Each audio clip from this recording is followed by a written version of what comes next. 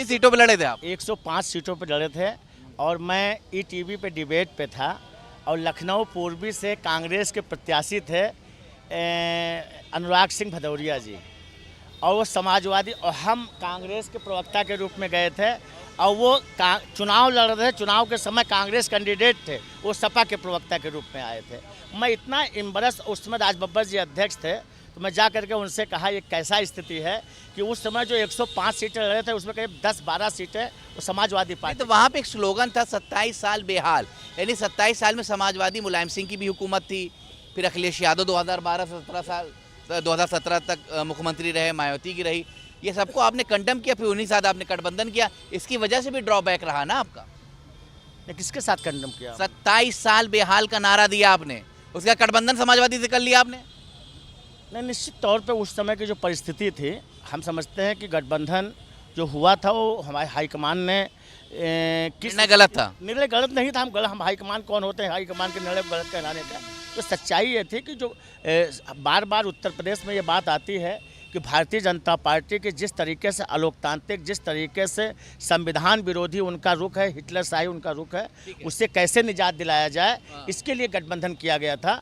मगर 2022 में हमने अकेले चुनाव लड़े। 2 सीटें भी तो पाए आप। 2 सीटें पाए, लेकिन हमारा कम से कम पूरा 403 विधानसभा झंडा बैनर तो लगा हमारा वहाँ। हमारे झंडा बैनर लगाते नहीं, भले सीटें कम आए, हमारे कार्यकर्ताओं का मनोबल बढ़ा।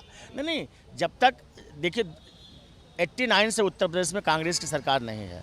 ये कहा जाए तो बिल्कुल सही होगा कि उत्तर प्रदेश में जब से ये जातिवादी धार्मिक उन्माद की पार्टियां आई हैं, तब से कांग्रेस एक सेकुलर पार्टी है। कांग्रेस एक सर्वधर्म संभाव गंगा जमुनी तहजीब की पार्टी है। कांग्रेस कभी जात धर्म मजहब की संपदा नहीं करती है। और आज यदि कहा जाए तो बिल्कुल सही होगा कि इस देश को, पहले ही मैं इस बात कह चुका हूं कि देश की सबसे बड़ी विडंबना है कि जो घनघोर जातिवादी और क्षेत्रीय पार्टियों से अब देश को जो है छुटकारा मिलना चाहिए। ये जनता ने मन बना चुका है। इसीलिए समाजवादी पार्टी, कांग्रेस के जो भी नेता कह रहे हैं, आज राजेंद्र पाल गौतम जी एक दलितों के एक बहुत बड़े नेता हैं, एक उनको दूसरा अंबेडकर कहा जाता है। और रही बात इमरान मसूद, आज उत्तर प्रदेश में अक़लियतों के एक बहुत बड़ा चेहरा है। तो निश्चित तौर पे हर पार्टी को हर पार्टी को ये हक है, अपनी उसकी अधिकार है कि हम अपने को मजबूत बनाने के लिए संघर्ष करें। और रही बात उत्तर प्रदेश में संघर्ष करने की, तो समाजवादी पार्टी के कितने नेता हैं कि जो भारतीय जनता, मोदी और अमित शाह के खिलाफ। ठीक।